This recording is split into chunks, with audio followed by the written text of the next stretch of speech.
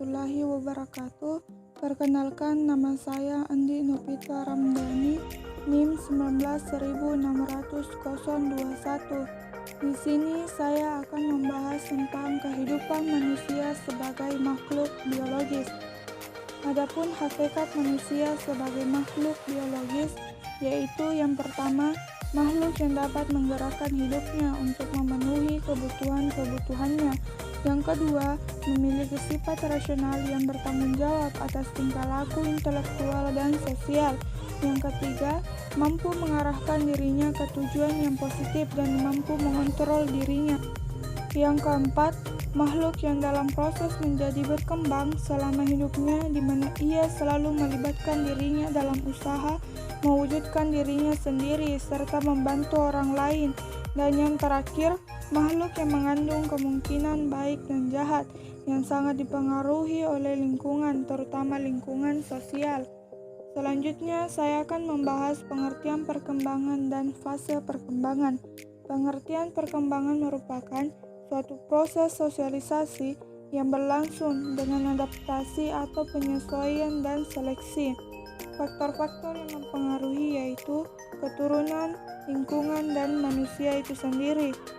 Kemudian fase perkembangan artinya penahapan atau pembabakan tentang perjalanan kehidupan individu yang diwarnai ciri-ciri khusus atau pola-pola tingkah laku tertentu. Adapun pembabakan atau periodisasi perkembangan digolongkan menjadi 3, yaitu yang pertama, tahap perkembangan berdasarkan analisis biologis.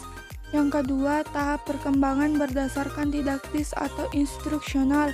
Dan yang terakhir, tahap perkembangan berdasarkan psikologis.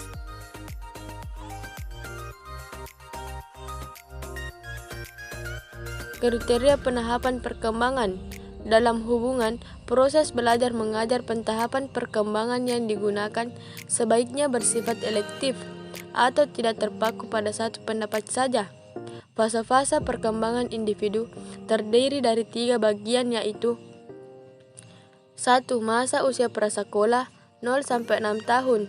Masa ini terbagi 2, yaitu masa vital dan masa estetik. Masa vital merupakan masa di mana individu menggunakan fungsi-fungsi biologis untuk menemukan berbagai hal dalam dunianya. Dan masa estetik atau keindahan merupakan masa perkembangan rasa keindahan, di mana dalam masa ini perkembangan anak yang terutama adalah fungsi panca inderanya. 2. Masa usia sekolah dasar 6-12 tahun. Masa ini disebut juga masa intelektual atau masa keserasian bersekolah.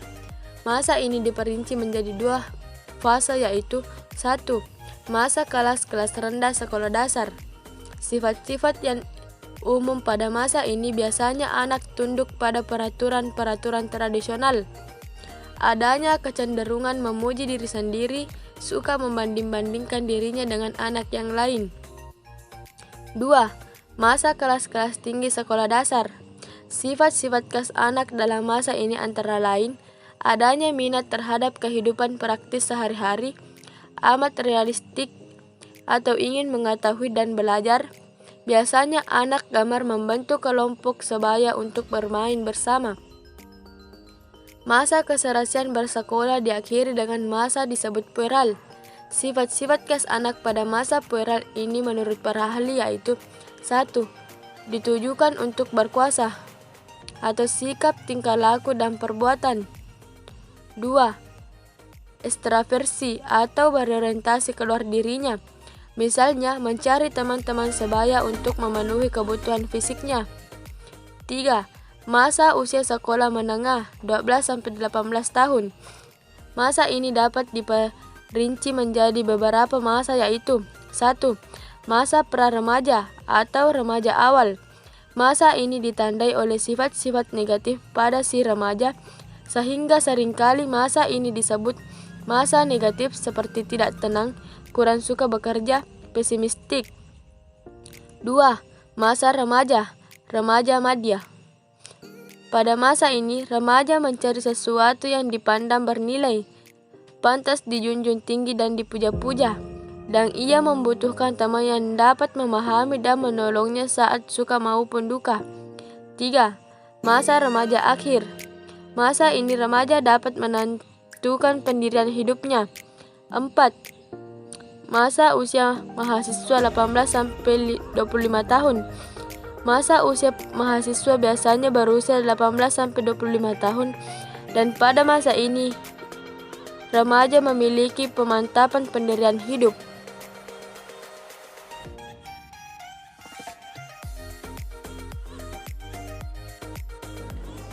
Makna pendidikan.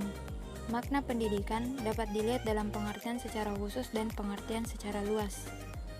Dalam arti khusus, Lansfeld mengemukakan bahwa pendidikan adalah bimbingan yang diberikan oleh orang dewasa kepada anak yang belum dewasa untuk mencapai kedewasannya.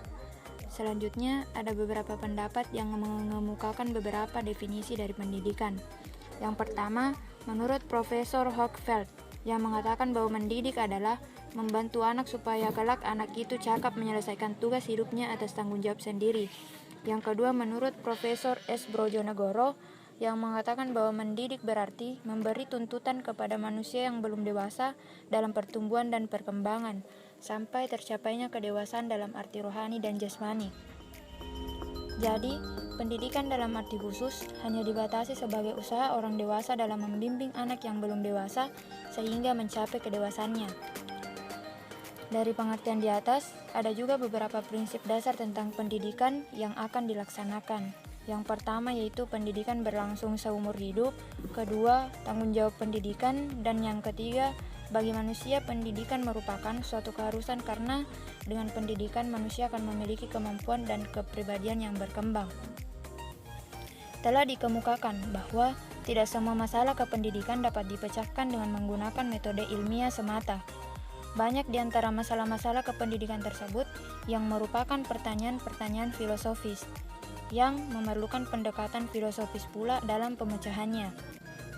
Pendidikan merupakan salah satu kebutuhan pokok dalam kehidupan manusia yang memikirkan bagaimana menjalani kehidupan ini untuk mempertahankan kehidupan manusia yang mengemban tugas dari Sang Khalik untuk beribadah.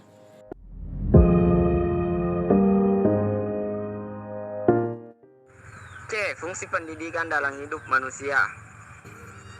Fungsi pendidikan berdasarkan Undang-Undang Sikdinas Nomor 20 Tahun 2003.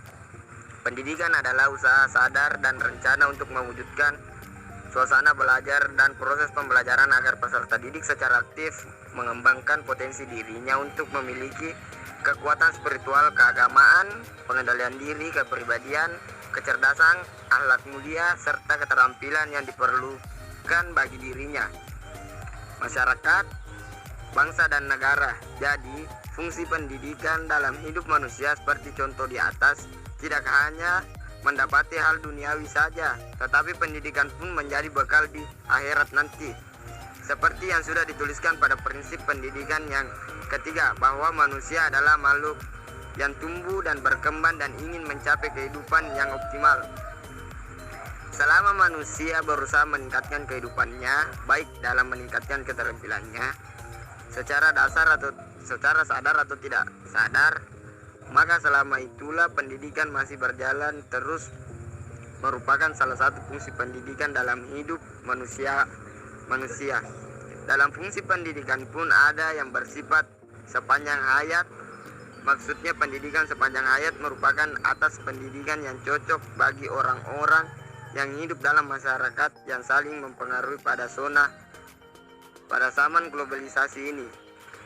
Setiap manusia dituntut menyesuaikan dirinya terus-menerus terhadap situasi yang baru. Pendidikan bukan hanya berlangsung di sekolah. Pendidikan sudah dimulai setelah anak lahir dan berlangsung sampai manusia meninggal. Oleh karena itu, proses pendidikan akan berlangsung dalam keluarga, sekolah, dan masyarakat. Keluarga merupakan lingkungan utama bagi proses perkembangan seorang individu, sekaligus merupakan peletak dasar kepribadian anak, seperti melakukan interaksi antar orang tua dan anak. Sehingga pendidikan tidak hanya berfungsi menjadikan anak itu pandai saja, tetapi mengerti etika sopan santun dan norma-norma yang baik terhadap orang lain. Pendidikan di sekolah merupakan kelanjutan dalam pendidikan di keluarga. Sekolah merupakan lembaga di mana tempat terjadi proses sosialisasi yang kedua setelah keluarga, sehingga mempengaruhi pribadi anak dan perkembangan sosialnya. Pendidikan menjadikan manusia menyadarkan kita bahwa akan pentingnya modal sosial. Modal sosial merupakan energi kolektif masyarakat yang berupa kebersamaan, solidaritas, kerjasama, toleransi, kepercayaan, dan tanggung jawab tiap anggota masyarakat dalam memainkan setiap peran yang diamanahkan. Bila energi kolektif hancur, maka akan hancur pula keharmonisan, keseimbangan, dan keserasian dalam masyarakat. Dalam kehidupan yang modern seperti saat ini, sekolah merupakan suatu keharusan karena tuntutan yang diperlukan bagi perkembangan anak sudah tidak memungkinkan akan dapat dilayani oleh keluarga. Materi yang diberikan di sekolah berhubungan langsung dengan perkembangan pribadi anak, berisikan nilai moral dan agama, berhubung langsung dengan perkembangan sains dan teknologi, serta perkembangan kecakapan tertentu yang langsung dapat dirasakan dalam pengisian tenaga kerja.